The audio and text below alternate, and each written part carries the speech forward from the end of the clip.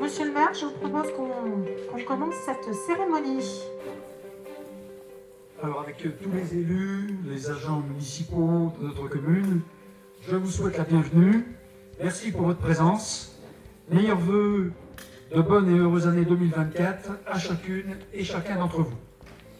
Alors bienvenue plus particulièrement, il y a des gens qui vont nous rejoindre, mais je vais citer ceux qui sont déjà là. À notre voisin, collègue Pascal Duchesne, maire de Redon. Je vois donc au niveau de représentant de la gendarmerie le nouveau commandant d'escadron de Châteaubriand, Julien Balich, et quelqu'un qu'on connaît mieux, le capitaine Le Goff de la communauté de brigade de Blain. Hein, on va réussir, je finis par apprendre. Qui d'autre? Alors, il y aura sans doute quelques collègues maires, mais je sais qu'il y a une conseillère municipale de Fégréac qui est là. On va sans doute avoir des enseignants, des professionnels de santé. Je salue tous les acteurs économiques. Je salue également les responsables d'associations qui se sont déplacés ce soir. Je dois excuser, alors, doivent nous rejoindre, parce que c'est la période où parfois il y a des vœux à 18h, à 19h, à 20h. Certains sont sollicités dans différents lieux, donc vont nous rejoindre Madame Danielle Cornet, maire de Pontchâteau et vice-présidente du conseil départemental de Loire-Atlantique, ainsi que Bernard Lebeau, qui est conseiller départemental aussi sur le canton de Pontchâteau. Alors je dois excuser Jean-Claude Roux, notre député de circonscription. Il sera présent l'an prochain, m'a-t-il dit, avec une circonscription immense de 62 communes, 6 intercommunalités et 36% de la superficie de la Loire-Atlantique. On comprend aisément qu'il ne peut être partout. Voilà. Eh bien, écoutez, bienvenue aussi, j'ai nommé des gens qui étaient en responsabilité, mais à vous, résidents, habitants, citoyens de Saint-Nicolas-de-Redon, et peut-être d'associations où il y a des gens qui sont sur plusieurs communes, j'ai cru le voir tout à l'heure. Merci également, parce que je vois Samir arriver, aux responsables de la presse locale. Je pense qu'un représentant également de Ouest France viendra nous rejoindre en cours de soirée. Alors, il est arrivé, ah ben il est arrivé là, voilà, donc c'est très bien, je ne l'avais pas vu, il est arrivé discrètement, donc merci de votre présence. Donc, je salue les journalistes, parce que par les temps qui courent, je pense qu'ils font un travail important, et que on a besoin de bons journalistes partout. Donc cette soirée va se dérouler en 2 temps, présentation des principales réalisations de 2023 et projet 2024, avec 6 adjoints de la municipalité, et puis dans un deuxième temps, on fera un échange avec Pascal Duchesne et Bernard Lebeau sur le thème des mobilités. C'est un thème qui concerne particulièrement Saint-Nicolas, mais pas que Saint-Nicolas. Et on va essayer de relever le petit défi de ne pas dépasser 1 heure à vous écouter pour qu'on puisse échanger après ensemble. Mais on va essayer de garder le timing d'1 heure. C'est pas gagné. Notre bulletin annuel sera distribué par la Poste dans la semaine fin janvier. Vous y retrouvez plus en détail de nombreux points qui seront présentés ce soir. Merci à tous les annonceurs qui ont contribué à la réalisation de ce support. Alors avant de prendre la parole pour le premier temps, je souhaite que l'ensemble des conseillers municipaux qui sont là, adjoints et conseillers municipaux, il y a quelques absents, puissent se présenter. Voilà, ils vont simplement se présenter. Marie-Hélène. Bonsoir, Marie-Hélène Busson. Anne-Marie Lemaire. Isabelle Amont. Jean-Pierre Forgeron. Sandra Salviac. Jean-Luc Feuillas. Rose Martin. Bernard Denard. Stéphane Pape. Jean-Yves Stivet. Roselyne Rio. François Sobol. Isabelle Gauthier. Michel Dubois. Et Aurore Vestal. Voilà. Et donc, je dois excuser Pierre Friot, qui a été hospitalisé. Il va mieux, mais il a encore besoin de repos. Donc, une pensée à Pierre Friot. Et puis également, je veux citer Laetitia Hervette, qui a des contraintes pas professionnelles, familiales ce soir, qui peut être avec nous. J'espère que j'oublie personne. Je n'ai pas fait le compte. Et Mélanie François, qui est également excusée. Voilà. Et Marion Paco. Merci, vous voyez, quand ma mémoire faiblit, mes collègues viennent à mon secours et c'est très bien. Écoutez, je vous invite à retrouver la salle, sauf les adjoints qui vont intervenir tout à l'heure. Alors, mesdames et messieurs, sans vouloir être exhaustif, je souhaite apporter quelques éléments marquants de l'année 2023. D'abord, en début d'année, on a eu l'arrivée, début février, de Mme Pascale Collin, nouvelle directrice générale des services. Je ne sais pas où est Pascale, elle est là, voilà, mais Pascale, on va lui dire de se mettre debout. Certains de vous la connaissent, bon voilà, si vous ne la connaissez pas, c'est Pascale. On est très content du travail avec elle et on continue de bon cœur tous les matins, n'est-ce pas? Deuxième élément important, l'actualisation du plan communal de sauvegarde et le test grandeur nature qui a eu lieu il y a quelques mois avec les 95 membres de protection civile et plus de 50 bénévoles volontaires de la commune. Troisième fait, la signature de la convention avec la gendarmerie pour maintenir la qualité d'un service public de protection des personnes et des biens, avec maintien des permanences, avec augmentation de la présence sur les espaces publics, avec démarche possible en gendarmerie de Redon.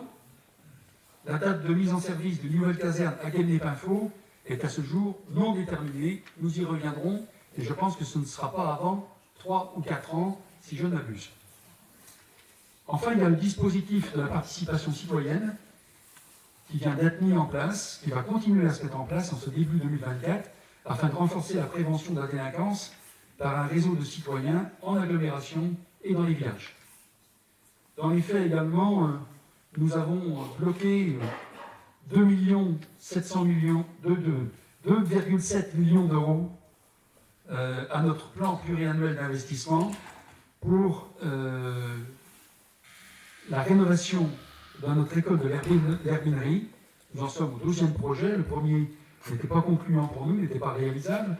Mais là, nous voulons absolument une rénovation au plus tard, à l'été 2025. Autre élément, le 28 novembre dernier, en sous-préfecture de Châteaubriand, et après 3 ans et demi d'âpres négociations, un accord a été trouvé avec les opérateurs de téléphonie mobile pour implanter 2 pylônes dans le secteur des Bouches et des Grasselets, à bonne distance des habitations et en remplacement du projet du château d'eau. Cet accord doit se concrétiser avant l'été, nous y reviendrons. Un autre point, peut-être mineur, mais quand même, acquisition de 2 parcelles en cœur de ville, derrière l'église, pour développer un projet d'espace naturel et de détente. Et au niveau du logement, eh bien, le projet construit par European Homes pour le compte d'Habitat 44, qui comprend 35 logements. Le début des travaux, c'est février 24, donc c'est le mois prochain. Livraison à l'automne 25. Et puis également, nous avons un 2e lotissement avec Presqu'île Investissement, rue de la Cartelle, pour 31 logements. Les travaux de viabilisation se feront premier semestre 24, avec commercialisation en septembre prochain. Voilà, donc on va parler plus longuement de 3 autres dossiers tout à l'heure. Il y a beaucoup de dossiers qui ont avancé, mais nous avons dû faire face à des difficultés, nous comme d'autres collectivités, des difficultés qu'on ne souhaite pas cacher par ailleurs. Alors, je pense, mais c'est pour tout le monde, 30% d'augmentation des matériaux et des produits. Quand on a des projets et qu'on a cette augmentation de 30%, ça pose quelques difficultés, plus l'inflation. En rappelant notamment que notre dotation globale de fonctionnement demeure anormalement basse vis-à-vis des autres communes de même strate, et sur la base d'une DGF, d'une dotation globale de fonctionnement inéquitable, nous percevons un taux de 30% par notre conseil départemental 44, alors que les communes voisines sont à 40 ou 50. Nos collègues du département ne sont pas là, mais je leur transmettrai tout à l'heure pour ne pas l'oublier. On a également, en termes de déception, un fonctionnement totalement insatisfaisant de notre éclairage public, avec des procédures en cours près de Territoire 44, ex-Cidela et de ses prestataires. Nous avions commandé un certain nombre de choses, c'est pas fait, les résultats ne sont pas bons, nous devons intervenir. On a arrêté le marché hebdomadaire, il y a une réflexion qui est en cours pour un autre lieu, le dimanche matin. On a une défection surprenante de notre partenaire AGV pour la création d'une résidence senior. D'autres pistes sont activées. Et enfin, un dernier point, en lien avec Redon Agglomération, nous travaillions pour pallier au manque de structure, pour un accueil digne des gens du voyage et pour empêcher toute installation non autorisée avec de multiples dégradations. Voilà, ça c'était le volet où c'est plus difficile, on a des déceptions, mais il y a des côtés qui vont bien et des côtés qui avancent. Nous allons maintenant vous présenter 3 opérations qui seront réalisées en 2024. D'abord la maison de santé, ensuite l'espace de loisirs intergénérationnel et enfin l'aménagement urbain du Coude du Canal. Alors, pour le premier, c'est Isabelle Gauthier et Isabelle Hamon qui vont venir ici, je pense.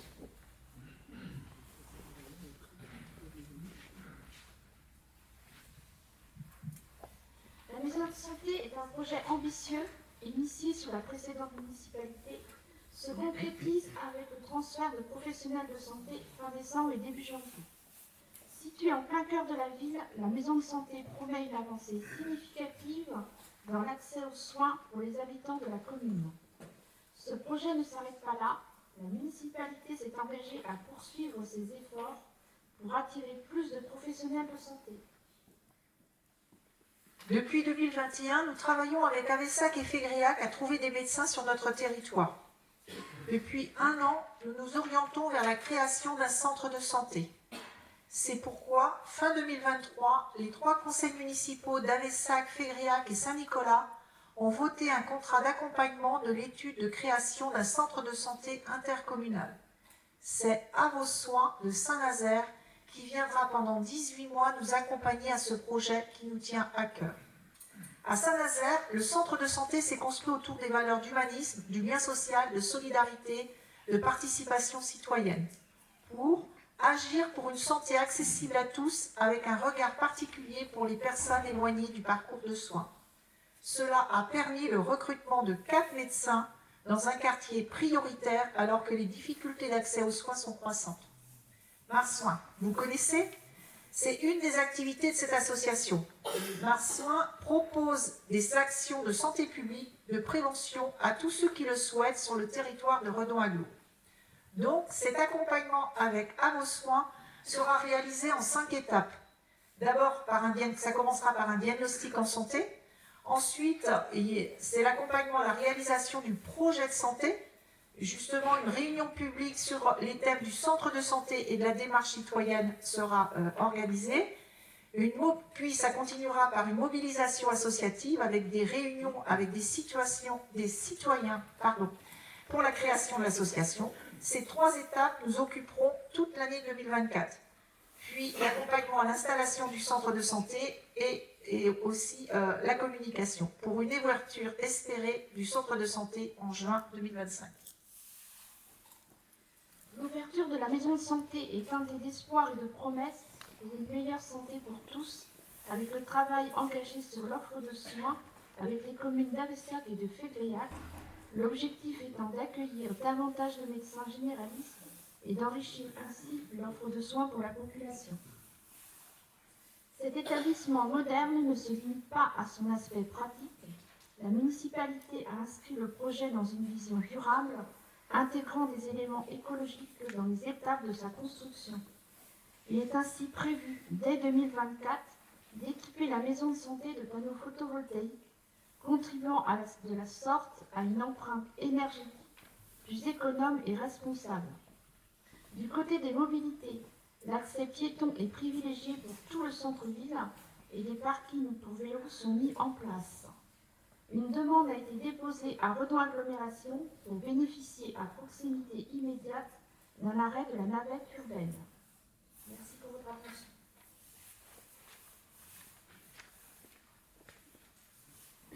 Merci. Cette maison de santé, déjà, le docteur Girola est en place, les infirmiers Sylvie Carpentier et je ne sais plus le nom du deuxième, Yannick Merlin, voilà, c'est ça. Ils sont en place et donc la maison est ouverte et a commencé à fonctionner en début de semaine. Donc le deuxième réalisation, espace de loisirs intergénérationnel, Bernard et Sandra.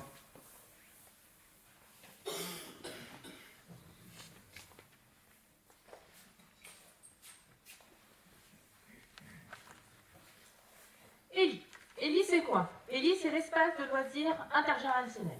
Nous allons vous résumer son histoire en 3 chapitres. D'abord sa naissance, d'où vient Élie, puis ensuite concrètement l'organisation d'Élie en 3 pôles et où on en est du projet aujourd'hui. Et enfin, Élie, c'est également un espace de convivialité évolutif à construire ensemble et donc avec vous.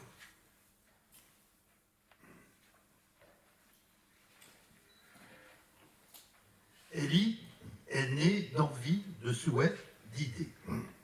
Du CME, qui souhaite un espace pour jouer, se rassembler, des écoles, des jeunes, des habitants de la commune, à travers l'analyse des besoins sociaux, ABS, réalisée en 2021, au travers de questionnaires, nos concitoyens ont clairement exprimé leur désir de favoriser les rencontres entre générations et la volonté de la municipalité du bien vivre ensemble. Élie est née de cette volonté collective. Ainsi, au cœur de Saint-Nicolas, situé rue du Parc des Sports, un secteur qui tombe aujourd'hui en désuétude, terrain de basket abandonné, terrain de tennis hors d'usage, un espace clos pour les moutons, une nouvelle page s'ouvre pour les habitants de tout âge. Un projet est né avec une visée intergénérationnelle. Ce lieu se développera autour de 3 pôles clés pour répondre aux besoins et désirs des Nicolasiens. Un pôle, la salle de la Garenne, ancienne salle du foot.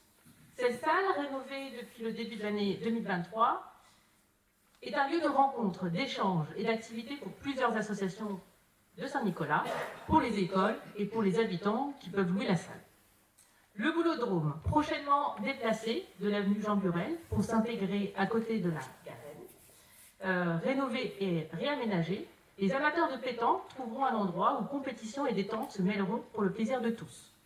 Outre la pétanque, le Boulodrome sera conçu en espace modulable pour accueillir éventuellement d'autres activités sportives et récréatives. Le City Spark. Ce pôle promet une multitude d'activités sportives pour le plus grand plaisir des jeunes.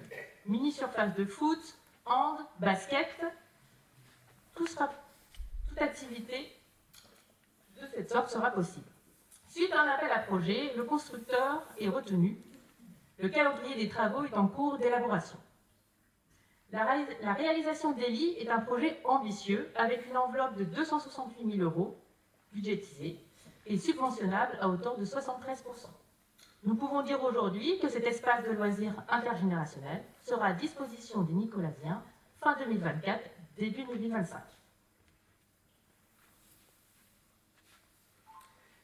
Élie, un projet évolutif à construire ensemble. Pour concrétiser la vision de cet espace, Élie, un processus participatif a été mis en place. Des réunions publiques, ateliers participatifs animés par Bruno Chéron, se sont tenus de septembre 2023 à octobre. Ces rencontres ont rassemblé les riverains, des bénévoles d'associations, mais aussi les animateurs de la SPL La Roche et les élus. En parallèle, une réflexion similaire est menée avec le Conseil municipal des enfants de notre commune, le CME. Ces rencontres ont permis de débattre sur le comment faire vivre cet espace, la sécurisation de la rue, du lieu, comment faire vivre ce lieu, penser à l'écologie, d'où l'idée d'un comité Élie qui travaillera sur tous ces sujets. Un comité Élie ainsi qu'une charte seront l'ordre du jour de la prochaine réunion programmée le mardi 6 février, 18h30 en mairie. Retenez cette date déjà. Élie est bien plus qu'un simple projet. Ce projet incarne notre engagement envers la convivialité et le rapprochement entre générations à Saint-Nicolas. Vous souhaitez faire partie du comité Élie, et alors rejoignez-nous. Rendez-vous le 6 février, 18h30 en mairie pour construire ce comité. Merci.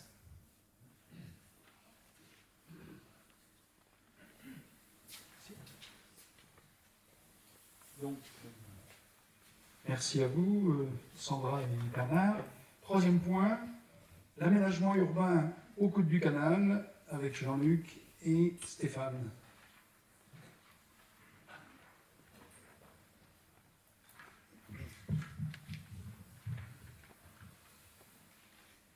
Mesdames, Mesdemoiselles, Messieurs, bonsoir.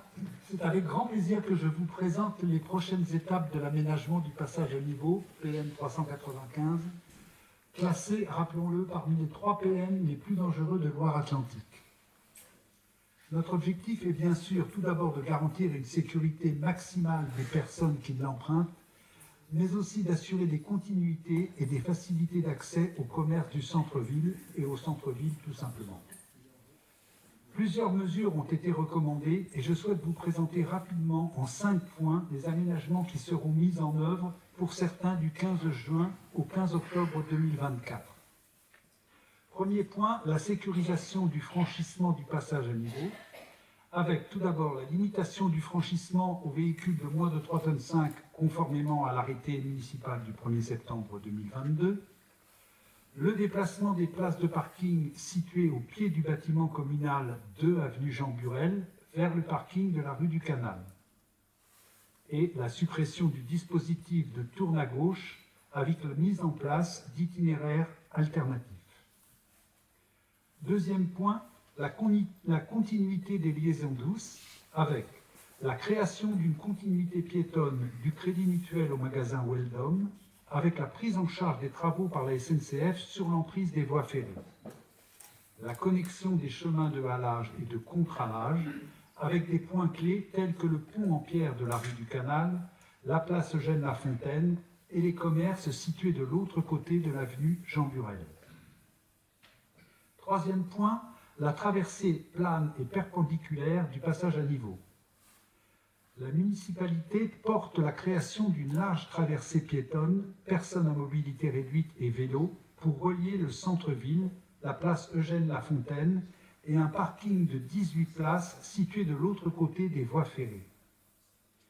Une étude de faisabilité sera réalisée par la SNCF de janvier à juin 2024 avec un coût de 71 000 €, financé à 60% par l'État et 40% par le Conseil départemental de Loire-Atlantique.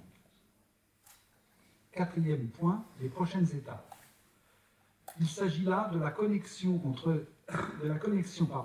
et de l'aménagement des liaisons douces côté place Eugène-Lafontaine avec les rues de Nantes et de Châteaubriand, lesquelles dépendront en grande partie, bien sûr, des conclusions de l'étude SNCF citée précédemment. Cinquième et dernier point, la concertation et le budget. Concernant la concertation, les plans d'aménagement ont été élaborés en collaboration avec l'agence Mobilis et le cabinet BCG. La prise en compte des rencontres publiques et les échanges avec les services du département de Loire-Atlantique et de la SNCF. En ce qui concerne la partie budget, le budget prévisionnel s'élève à 600 000 € avec des subventions de l'État à hauteur de 80% et des subventions du Conseil départemental de Loire-Atlantique à hauteur de 30% pour les liaisons douces.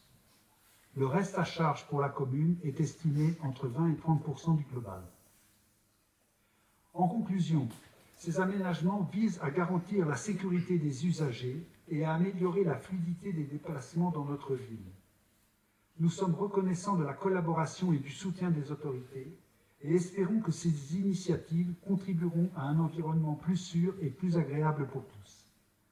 Je vous remercie de votre attention. Bonsoir. Le bâtiment communal situé 2 avenue Jean Burel et récemment occupé par le docteur Girolet et le club de Zené va être vendu à un investisseur porteur de projet pour accueillir 2 commerces, dont une boulangerie, qui devrait ouvrir au plus tard en septembre 2025. Une attention particulière a été portée pour sauvegarder le caractère patrimonial de ce bâtiment qui marque l'entrée du centre-ville historique de Saint-Nicolas. D'ailleurs, nous pouvons remercier vivement Franck Arsemeul, notre collègue porteur de ce projet, pour cette finalisation heureuse. Il est là. 3 commerces ont été récemment repris, place Eugène-Lafontaine. Bienvenue au salon esthétique Amandine M, ainsi qu'à Star Coiffe et un commerce de vente d'huîtres le dimanche matin. Nous allons continuer avec toutes les bonnes volontés à maintenir et développer l'attractivité commerciale de notre centre-ville, en complémentarité avec les moyennes et grandes surfaces commerciales de la digue Nord, sans oublier les restaurants, avenue Jean Burel, proche de la Vienne, dont la réputation n'est plus à faire. Merci. Voilà, messieurs, dames, il y a un certain nombre de projets qui sont donc bien avancés, toutes les études sont faites, les plans de financement sont faits, les entreprises, pour en grande partie, sont réservées, pas toutes, mais donc nous allons, pour 2024, certainement entrer dans une période de réalisation. Voilà ce qu'on voulait vous dire de façon synthétique, et ce qu'on vous propose maintenant, dans un autre format, on va prendre le temps de parler des mobilités, sur Saint-Nicolas et plus largement, mais d'abord des mobilités sur Saint-Nicolas, avec donc deux autres collègues, à la fois Pascal Duchesne, maire de Redon, et Bernard Lebeau, conseiller départemental. Alors, nous avons choisi ce thème parce que là aussi, nous avons des dossiers, des sujets qui sont travaillés depuis de nombreuses années et qui, heureusement, voient, je dirais, des avancées significatives. Alors, pour Saint-Nicolas, la thématique des mobilités, c'est un enjeu très fort.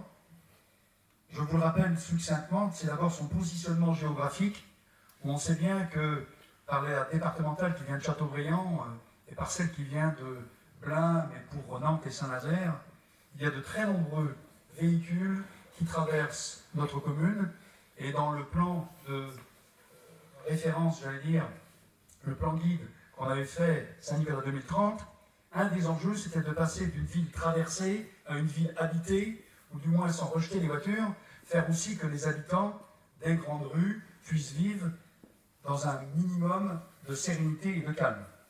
Donc, ce positionnement géographique, je vous rappelle, c'est 12 000 à 12 500 véhicules jour, place Eugène-la-Fontaine, et c'est un flux de 14 000 véhicules au pont de Saint-Nicolas, puisqu'il y a aussi toute une population qui vient de la ville de Redon, mais derrière la ville de Redon, d'autres villes du département 35 et d'autres villes du Morbihan.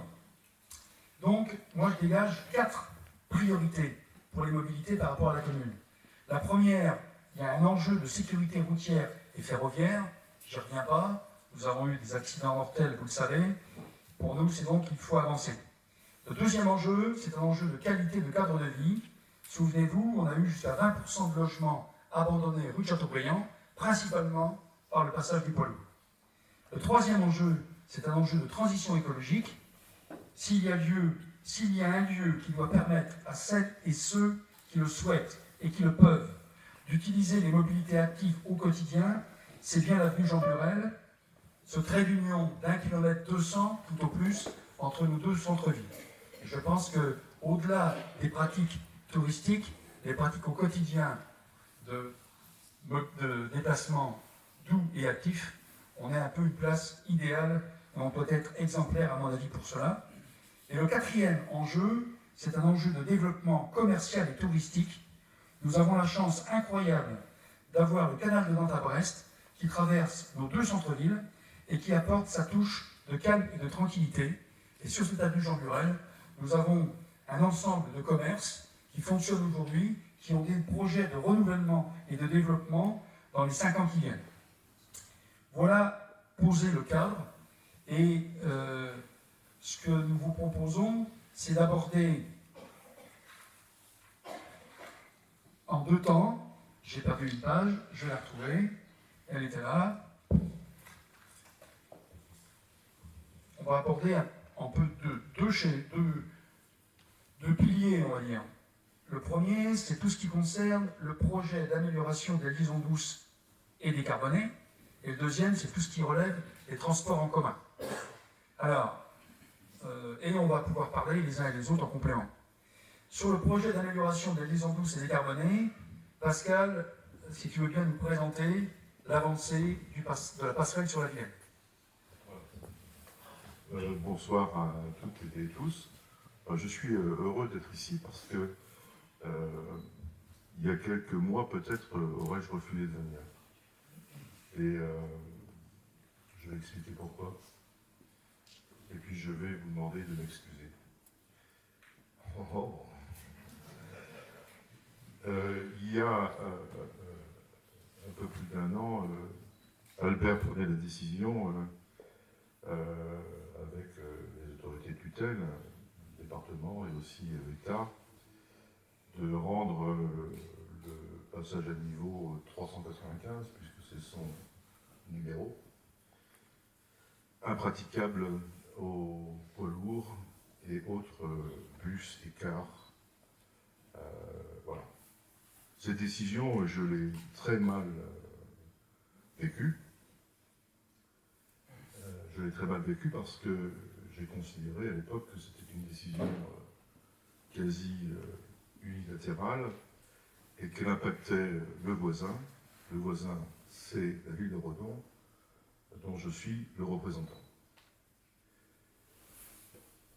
Colère noire, qui m'a valu des mots peut-être durs à l'égard d'Albert et de l'une de ses adjointes à l'occasion d'un conseil communautaire. Je ne sais pas où elle est.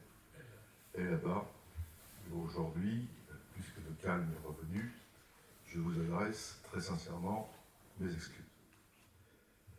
Je voulais commencer par ça parce que, effectivement, et tu l'as rappelé dans tes mots d'introduction au sujet qui nous concerne, les enjeux à la fois de circulation, de logement, tu disais l'impact de la circulation des poids lourds sur la rue de Châteaubriand. Et ça, comme toi, je connais ces sujets. Et les sujets que nous avons évoqués ce soir, là, dans cette deuxième partie de la cérémonie des vœux, alors ça fait un peu solennel, là, parce qu'on va parler quasi technique, mais ce sont des sujets importants, qui concernent, comme tu l'as dit très justement, nos communes. Nous sommes dans la même ère urbaine, au point que lorsqu'on découvre nos communes respectives, beaucoup n'en font qu'une, et se demandent où commence Redon et où se termine Redon. Hein, je l'ai déjà entendu. Et il faut habiter, oui, toi aussi, je le devine bien. La question des mobilités douces est donc un sujet d'importance. C'est un enjeu à la fois environnemental, hein, puisque les choix qui sont faits par nos collectivités respectives, et je vais y associer le PCI, c'est-à-dire Redon Agglomération, et tu as envisagé la question des liaisons douces et décarbonées. Il y a un enjeu environnemental évident et un enjeu aussi de sécurité dans la circulation de nos concitoyens et concitoyennes sur les voies, le réseau viaire de nos communes. Tu m'as demandé d'intervenir sur la passerelle. Alors la passerelle, voilà. Alors là, ce sont les deux maires qui nous parlaient, parce que ce n'est pas une compétence de l'agglomération, et au moment où je parle, je n'ai pas vu dans le plan de financement en fait, que nous l'avons envisagé un engagement de l'EPCI. Nous avons signé l'un et l'autre un certain nombre d'engagements, en tout cas de notifications d'engagement de partenaires financiers. Nous sommes sur un plan de financement aujourd'hui évalué à 4 225 000 euros, je crois. C'est là. Tout est là, tout est écrit. Donc, voilà. Mais comme je connais bien la chose, je peux lui faire dos. Nous devrions, alors, plan de financement assez vertueux au moment où nous parlons, puisque vous regardez le reste à charge des deux communes de Redon et de Saint-Nicolas de Redon, qui est estimé à 10 à 15% d'un volume total de 4 millions d'euros. Si nous en arrivons là, nous pouvons considérer que c'est un investissement important et qu'il est bien cofinancé. Et vous avez ici les différents partenaires que sont alors notifiés ou acquis l'État, les deux régions et le département d'Ille-et-Vilaine. Et nous sommes en discussion avec les autres partenaires financiers, le département d'Ille-et-Vilaine, l'Europe aussi, c'est en cours de négociation. Mais voilà, la visée, c'est d'alléger nos budgets communaux, de cet investissement conséquent, hein, 4 225 000 euros pour une passerelle qui sera parallèle au pont dit de la digue, c'est un investissement fort. Je crois que nos partenaires financiers ont vu évidemment l'intérêt de ce sujet, en cohérence avec nos plans respectifs de cheminement doux, celui aussi voulu par l'agglomération, et pour faciliter effectivement la circulation des piétons et des cyclistes de Redon à Saint-Nicolas, de Saint-Nicolas à Redon, sans emprunter le pont qui est aujourd'hui, il y a mixité piétons, voitures et cyclistes. Et quand on prend son vélo sur sa voie, même quand on est piéton, on ne peut pas dire qu'on soit très assuré. Quand bien même les poids lourds ne circulent plus, moins. Et par Par la ville de Redon. Par la ville de Redon. C'était avant par la ville de Saint-Nicolas. Oui, non, alors, certes. il y a un jeu. On va c'est parti pour un quart d'heure. Je l'ai fait dire soit dit en passant, juste pour votre information, j'entends bien.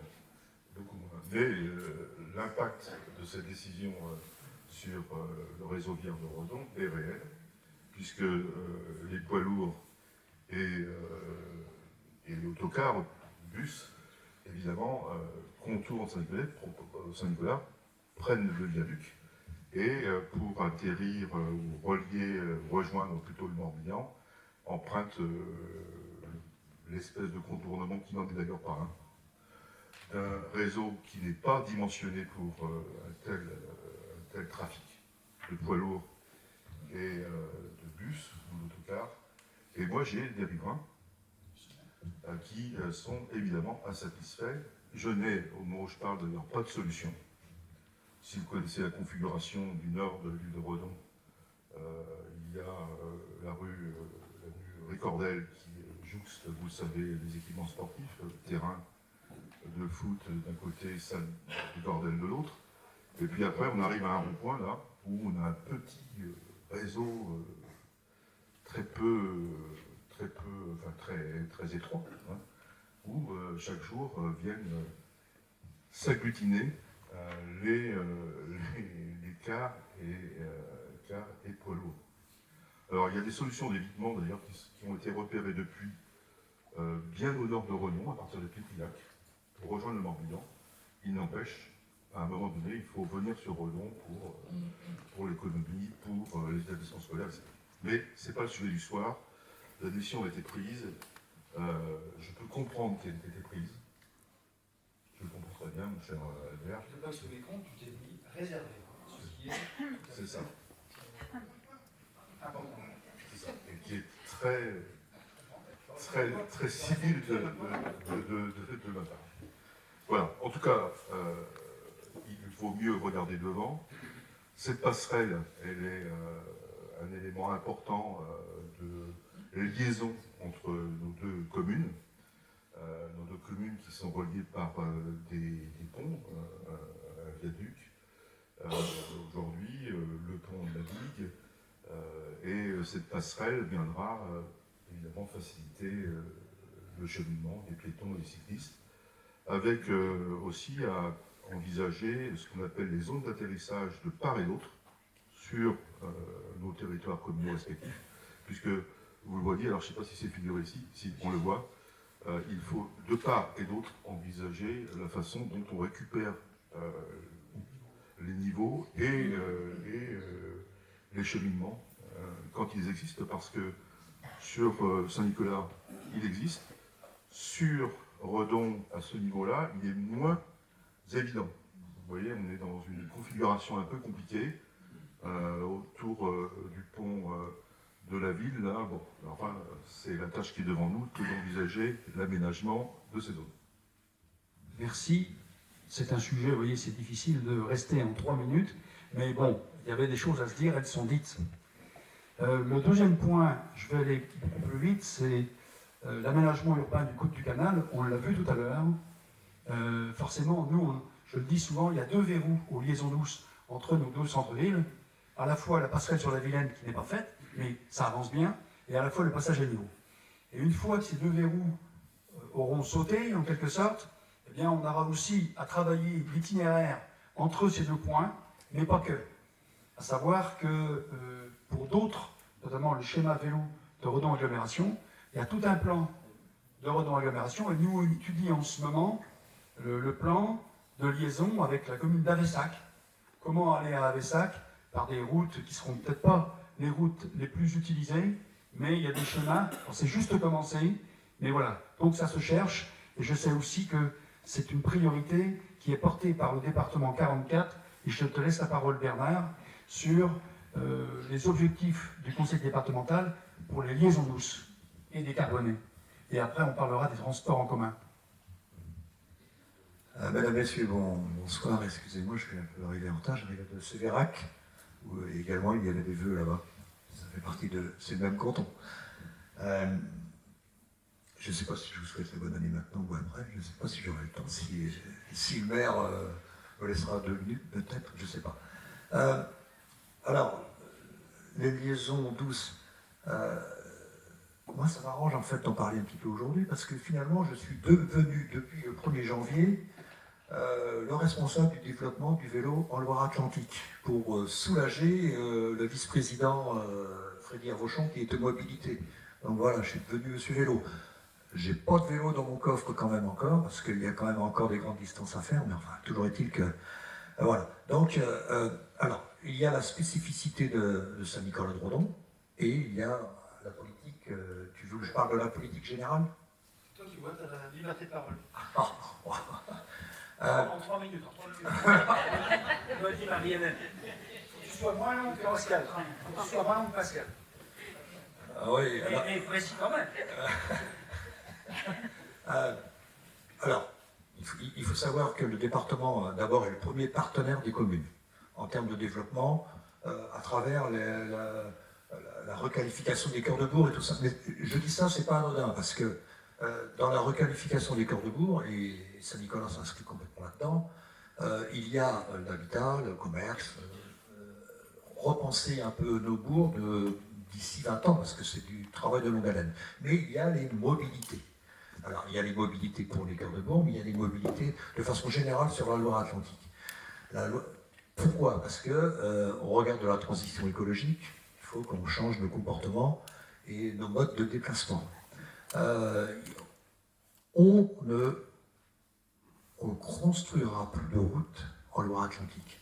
Il faut bien se mettre ça dans la tête. Et ça serait un non-sens d'ailleurs, parce que il faut savoir aussi qu'au regard de la transition écologique, la consommation ou des gaz à effet de serre, ça c'est une chose. Mais en plus de cela, il y a le fait que ça continue, le trafic routier continue d'augmenter tous les ans.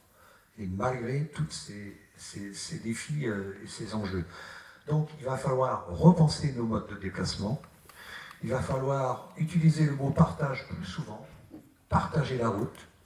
Alors en toute sécurité, ça ce sont les grandes lignes, partager la route en toute sécurité, multiplier les transports en commun, parce que c'est sans doute la solution, c'est de multiplier les transports en commun, qu'il n'y ait plus qu'une ou 2 navettes par jour pour aller d'un point à l'autre, mais il faudra les multiplier si on veut que les citoyens, que les particuliers puissent utiliser ces transports plutôt que de leur voiture.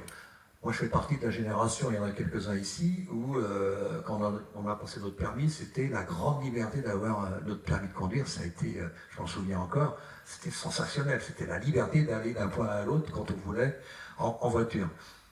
Mais il faut penser d'une logique individuelle de transport. Je ne dis pas ça pour tout de suite, pour aujourd'hui, mais demain, penser à du transport plus collectif. Et ça, c'est indéniable. Alors ça, c'est une chose. Il va falloir diminuer le nombre de véhicules sur les routes. Mais il faut les sécuriser et puis proposer des voies douces autant que c'est possible. Et l'ambition du département, c'est de relier toutes les communes entre elles. Quand on a dit ça, c'est facile à dire, beaucoup plus difficile à faire, et ça ne se fera que de façon collective avec les collectivités, avec les communes, et non pas de maîtrise d'ouvrage du département seul qui décidera de faire une voie douce au bord d'une voie actuelle ou à travers des chemins qui existent. Il y a aujourd'hui une volonté forte d'augmenter. Aujourd'hui, on a 2000 km de voies douces, comme on les appelle, en Loire-Atlantique. On veut monter à 3500 minimum. Donc il y a encore un effort à faire, parce qu'on a beaucoup pensé aux voies douces pour les randonnées, et maintenant il faut faire des voies douces utilitaires, on va les appeler comme ça, pour le déplacement quotidien des uns et des autres. Il faut relativiser aussi le déplacement, parce que dans nos campagnes, dépasser 10 minutes, un quart d'heure de vélo, ça devient après un peu plus problématique. Alors, ces distances-là vont augmenter parce qu'on va utiliser de plus en plus, enfin, il faut que j'arrête déjà, on va de plus en plus utiliser des vélos électriques, et donc on va augmenter cette distance-là, et néanmoins il faut relativiser. Mais créer des voies douces, ce n'est pas que pour les grandes villes, c'est aussi pour nos villes. Et là, bon, j'arrête parce que tu vas me reposer une autre question après. Saint-Nicolas et Redon et la jonction, c'est vraiment un exemple à mettre en valeur, parce qu'on a beaucoup de choses à faire, nous, encore au département, et on va peut-être en parler un petit peu tout à l'heure. Il m'a demandé d'arrêter, donc j'arrête. Parce que il vaut mieux obéir, Albert. Voilà, merci Bernard, forcément, il a peur de moi, c'est certain. Non, merci, mais c'est vrai que le soutien du département est important dans tout ce qu'on a vu là, et en conseil et en subvention. Donc le deuxième point, c'est les transports en commun. Donc sur ce premier point-là, vous savez qu'en ce moment, il existe une navette, la première navette urbaine entre nos deux villes, Pascal. Je ne sais pas depuis quand, il y a au moins 15 ans qu'elle fonctionne. Plus, je ne sais pas la date exacte, mais elle ne fonctionne que 3 jours par semaine. Bon, voilà, je pense que c'était le premier essai entre nos deux communes pour un transport urbain. Voilà. Aujourd'hui, il y a une autre perspective. Alors, je ne sais pas, voilà, ça c'est un schéma du transport urbain, mais il y a une perspective et on va aller assez vite. Tu la présentes? Je la présente? Est-ce que tu peux peut-être la présenter pour Saint-Nicolas. Non, mais dire que, alors là, c'est au niveau de l'agglomération, la décision a été prise d'aller plus loin et avec d'autres moyens et d'instituer un réseau de transport en commun avec des lignes régulières qui innervent le territoire, et notamment l'aire urbaine Redon Saint-Nicolas, et plus large aussi, je n'exclus pas les autres, mais avec un réseau de lignes d'arrêt et de fréquences quotidiennes dignes de ce nom et dignes de correspondre aux attentes de nos concitoyens et concitoyennes, étant entendu que ce qui est privilégié dans les approches aujourd'hui, c'est le transport entre le domicile et le travail. Il est clair que c'est le bon moyen que de diminuer, en tout cas de favoriser cette diminution de l'usage de la voiture dans l'aire urbaine. Donc c'est en cohérence avec ce que nous évoquions tout à l'heure. Le PCI a fait ce choix, poussé aussi par les communes, et notamment les deux nôtres, moyennant une taxation appelée versement mobilité, qui sera demandée aux entreprises et collectivités de plus de 11 salariés. C'est le moyen de permettre ce transport en commun quotidien avec des lignes régulières. Alors pour ce qui est alors ce sont pour l'instant des schémas qui demandent à être et qui vont l'être dans l'année, puisque le projet est d'ouvrir ce nouveau service à compter du 1er janvier prochain. Voilà, donc juste un aperçu remplace, ou du moins renforce beaucoup la navette actuelle. On a 2 axes, l'axe Auxerre-Arieux jusqu'à Tournebrite à Sainte-Marie d'un côté, et Saint-Péreux, la zone d'ébauche à Saint-Nicolas de l'autre, avec un point de croisement au Parc Angers. Voilà la structure de base sur laquelle après peuvent se greffer d'autres possibilités. Mais bon, on en est au tout début, c'est quelque chose, l'objectif c'est que ça soit mis en place pour janvier prochain, donc les délais sont très serrés, mais c'est quand même très important pour notre agglomération. Ça sera vraiment le premier services de transport en commun, tous les jours et à des cadences plus régulières. Ce qui aujourd'hui, c'était, après le test d'essai, vraiment affirmer cette volonté. C'est ça. Alors, Bernard, sur les transports en commun, tu veux dire quelque chose? Même si le département n'a plus la compétence transport en commun, c'est dédié aux régions.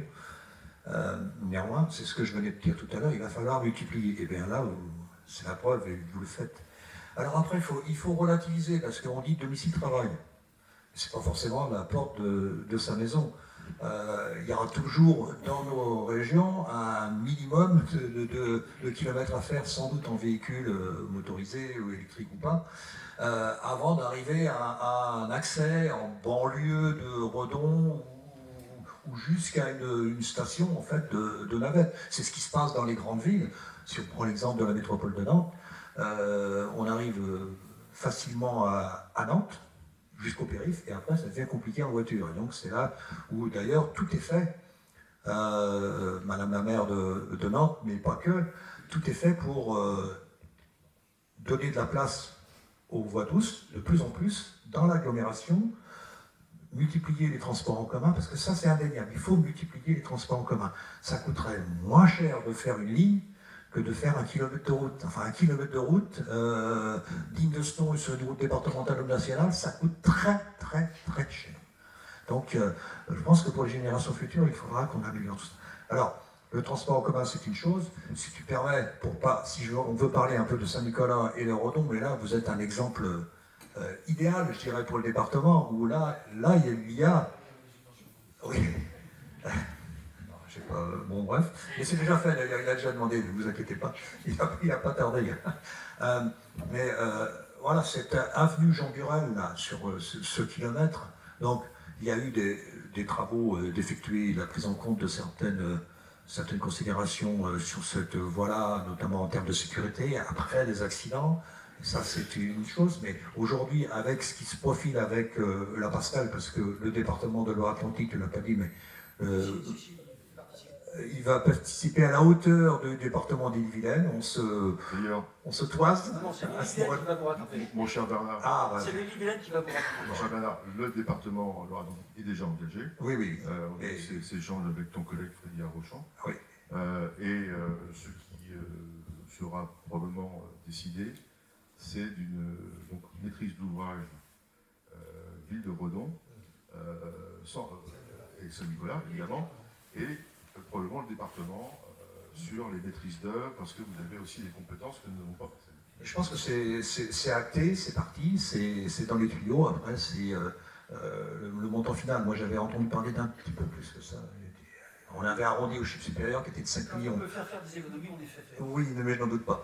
Donc, l'avenue Jean Burel, là, elle est vraiment un exemple à prendre en compte et à montrer dans les écoles des voies douces en Loire-Atlantique, mais aussi ailleurs. C'est qu'il faut que cette voie douce soit digne de ce nom pour que tous les véhicules décarbonés, déjà en vélo, mais pas que, puissent aller et venir en toute sécurité sur cette zone qui est très commerciale. Alors, on va conclure sur les transports en commun sans développer, parce qu'il n'y a pas que les bus ou les voies.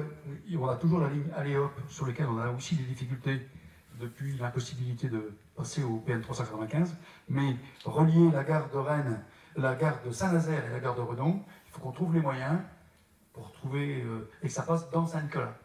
Donc on y travaille. Et puis je pense qu'il y a comme une forme de cocktail de différentes mesures. Je pense il y a des questions autour des bus scolaires, et aujourd'hui, les élèves qui ne vont pas en bus, c'est les parents qui les emmènent en voiture. Ça remplit la ville de Redon de voitures, c'est pas mieux. Les transports en commun, c'est quand même ça qu'il faut développer. Je pense qu'il faudra voir aussi, ici ou là, comment on développe le transport à la demande. Il y a aussi parfois des initiatives de transport solidaire. Donc tout ça, c'est à mettre en face. Et on ne peut pas terminer sur ce chapitre du transport en commun sans parler des lignes SNCF, parce que ce soit l'investissement qui a été fait par la ville de Redon pour le pôle multimodal et l'ensemble des circuits, même si c'est toujours à améliorer, Et donc, si vous ne le savez déjà, il va y avoir une totale rénovation du pont SNCF entre nos deux communes. Je pense que c'est à peu près, Jean-Luc, 2025-2027, il y a 2 ans, où là, le pont SNCF va être entièrement changé. Et donc, il va y avoir une base chantier sur la rive de Saint-Nicolas, parce qu'il n'y a pas de place pour aller chez vous. Donc, on va vous aider à faire le pont entre nous deux. Bon, on verra s'il y a une cotisation particulière ou pas pour occupation de l'espace public. On va regarder ça de près quand même. Et voilà. Et donc, non, mais la ligne SNCF en ce moment chez nous, elle est importante. On le sait bien, que ce soit entre Redon-Rennes, Redon-Vannes, Redon-Nantes, on sait bien que c'est quand même un atout exceptionnel pour notre pays. Donc, à propos des transports, la problématique du PN 395 nous a quand même obligés à réfléchir, les uns comme les autres, tous. Et aujourd'hui, les bus scolaires, ils sont grands, ils sont gros. Peut-être que s'ils étaient divisés par 2, ça pourrait simplifier les choses dans certains endroits. Mais aujourd'hui, avoir une ligne de chemin de fer qui traverse une commune, c'est une richesse pour l'avenir, c'est impressionnant. Et celles qui en ont, et j'arrive de Sévérac, petite commune de 1700 habitants, le transport a explosé. Et aujourd'hui, on peut imaginer, et c'est ce qui est en train d'arriver, c'est que, par exemple, les scolaires qui arriveraient de Guelmé ne seraient pas forcément emmenés directement en bus jusqu'à Redon, mais pourquoi pas à Basserac, pour prendre le train, et là, il n'y a plus de problème. Ceux de Sévérac, ceux de la région de Pontchâteau, également, peuvent prendre le train soit à Pontchâteau, soit à Sévérac. Et aujourd'hui, les communes qui ont la chance d'avoir une ligne de chemin de fer et des gares, où les gares, ça se construit sur le bord des lignes de chemin de fer, c'est un atout formidable pour leur développement, pour l'avenir dans les 10-20 ans qui viennent. Merci Bernard. Donc, on en arrive à la conclusion de cette table ronde. Je pense qu'au niveau des mobilités douces, on va le mettre là, oui, et des transports en commun, il y a de nombreux chantiers devant nous pour rendre la vie plus paisible et plus fluide. C'est un premier point. Mais dans ce moment de conclusion, je voulais aussi repasser la parole à Pascal, mais seulement pour quelques secondes, parce qu'on doit trinquer, là tout à l'heure, on doit trinquer le verre de l'amitié, on le fera tous les deux aussi. Et donc, se projeter dans l'avenir, en ce moment, on a un système, enfin pas un système, une révision du SCOT, c'est le schéma de cohérence territoriale, qui nous oblige à envisager l'aménagement du territoire à 10, 20 et 30 ans. Et notamment les mobilités. Et comme toi, c'est toi qui pilotes cette révision du SCOT, tu seras bien placé pour qu'on travaille ensemble et qu'on cherche à servir l'intérêt général qui va parfois au-delà de l'intérêt de Saint-Nicolas et au-delà de l'intérêt de Redon pour vraiment servir l'intérêt général et éviter dans le futur des disputes inutiles. Tout flatteur.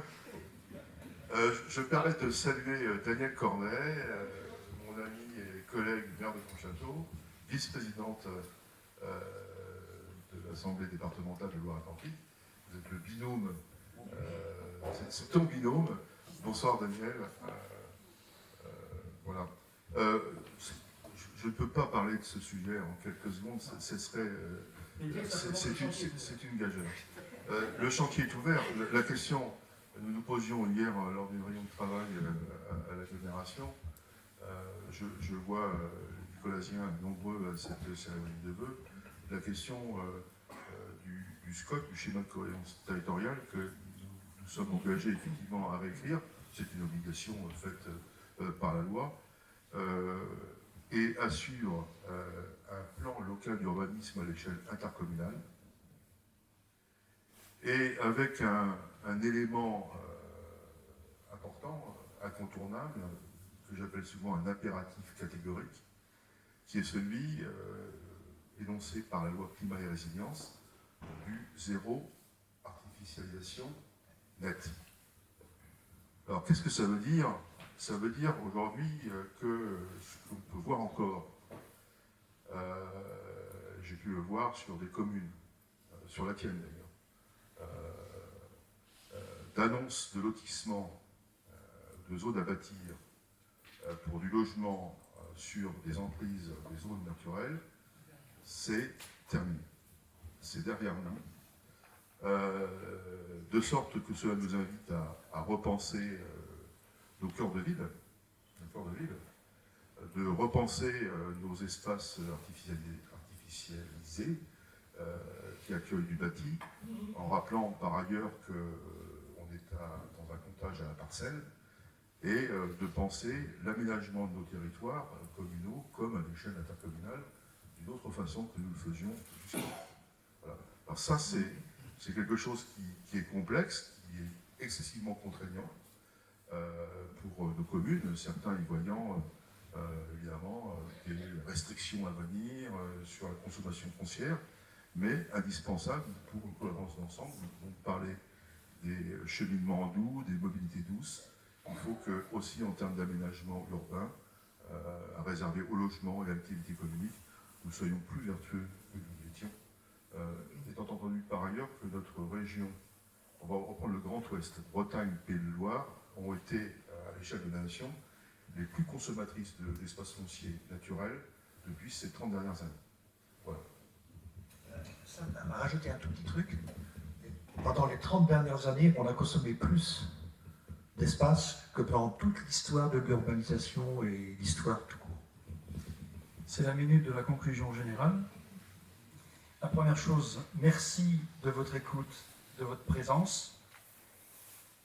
Merci aux agents communaux et à mes collègues élus qui ont préparé cette soirée. Je voudrais juste parler de l'association qui vient d'arriver sur Saint-Nicolas, Le Grand Pas. Il y a Gérald Martin qui est là, qui est responsable de cette association. Et vendredi prochain, alors, cette association Le Grand Pas organise, programme des créations et des diffusions de spectacles. Il y en a déjà un certain nombre qui se sont déroulés dans cette salle. Et vendredi prochain, à 20h30, c'est un très beau concert exceptionnel qui aura lieu avec, en première partie, Erwan Hamon et Jeannette Martin, et en deuxième partie, Titi Robin et Francis Varis. Si ça vous dit quelque chose, si ça vous dit rien, venez découvrir, c'est exceptionnel, il ne faut pas le laisser passer, c'est presque plein, mais il y a encore des places, c'est ça? Merci Gérald. Pour terminer, je dirais, la vie sociale et la vie en collectivité est parfois difficile, mais ne désespérons jamais de notre avenir commun. Ensemble, continuons à construire. Et je vous invite à trinquer au verre de l'amitié et à continuer les échanges entre nous. Merci beaucoup.